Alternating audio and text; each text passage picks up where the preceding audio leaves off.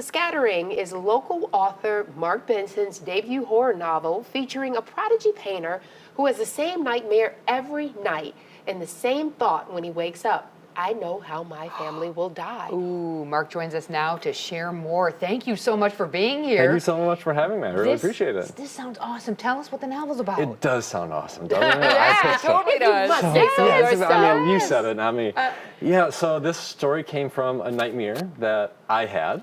Oh. And I woke up, terrified from it and thought, boy, my brain did a great job of really scaring me there. So I did what any reasonable writer would do. I gave that nightmare to a character. Said, you deal with this. I don't want it anymore.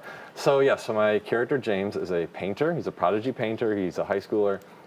And he has this nightmare that happens. And when he wakes up from the nightmare, in which he witnesses, he's hiding in the house, watching his family get murdered, and he never sees the killer. And when he wakes up in the morning, he's no longer able to see color. The nightmare has stolen color from him.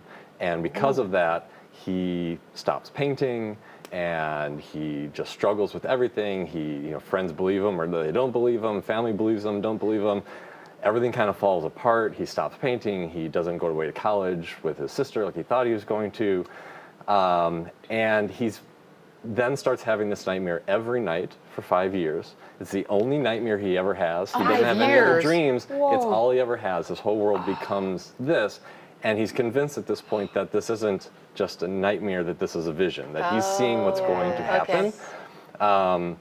And then as time goes on, he tries to kind of trace some clues, and he finds that as he gets closer to his paintings, he starts to see more clues as to maybe what's happening. Okay. And as he gets closer and closer and starts trying to follow these clues, the nightmare starts to come into his daily life. It comes out of the nightmare into a little bit more, and he becomes convinced that this is going to happen. It's going to happen soon, and he needs to follow these clues in order to save his family. Oh my God, this is so Stephen King. I and is that your inspiration? So I read Stephen King as a kid, like just about everybody has read. That's not new for anyone. My stepdad would get a Stephen King novel when I was a kid, and he would read it, and then he would decide if I was old enough to read it. And he pretty much always gave them to me. I'm sure I was never the right age to read any of those. I don't know any kid that's the right age to read them. Exactly. So it's writing a horror novel is just kind of ingrained. I love the ghost stories that I was reading as a kid, and I love the ghost stories growing up in Chicago.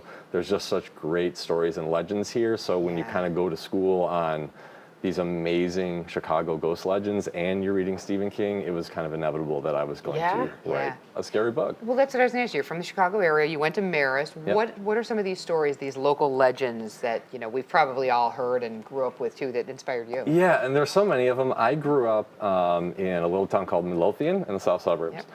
And there's a forest preserve there called Bachelor's Grove. And I lived about a mile from Bachelor's Grove. Bachelor's Grove has countless ghost stories attached to it. A white lady wandering around with an infant child, lots of dark stories with the occult that follow that place, and a mysterious farmhouse that disappears into the trees as you try to get close to it. And my mom told me that she saw this farmhouse when she was a kid, and she tried to move closer to it, and it disappeared, just as the legend said. And she always warned me, never, ever go to Bachelor's Grove. That's off limits. I'm getting chills. So I obviously went to Bachelor's Grove. Of course. Plenty of time to check this out. So that was always a favorite because I grew up right there. So we're running out of time. Real quickly, I love how you are promoting this book. You have reached out to some high school kids in the area to come and display their paintings based on what they were inspired by in your book. Yeah, my wife had this amazing idea when we launched the book because my character is a painter, and a big part of the book is an art show. I reached out to local art teachers and said, I'm going to give you canvases and a one-page passage from my book, different passages, give them to whatever students want them, and have them create whatever they're inspired from that one page. And then when I do the book launch, we're going to turn the bookstore, the Book Loft in Oak Park, which is my favorite bookstore. I'm wearing their shirt. We're going to turn the bookstore into an art gallery. These students will be able to show their art, sell their art. And I'm excited about my book. But when I look up that night and I see crowds gathering around these paintings, and maybe a kid showing them for the first time, maybe selling one for the first time, making money as an artist for the first time, that's going to be my favorite part of the night. So it's going to be a really unique event. And even if you don't like horror, even if you're not into the book thing, that's fine. come out and support see the the local paintings. artists, come see the paintings. It's Yes. going to be amazing. I just can't wait to see them all on easels in display. That is amazing. Mark, thank you so much for being here. What a cool event, That too. is very cool. The Scattering Book Launch will be happening September 1st from 6:30 p.m. until 8 p.m. at the Book Loft, like you said, Mark, in Oak Park. For more information, visit authormarkbenson.com or follow him on the socials that you see on your screen.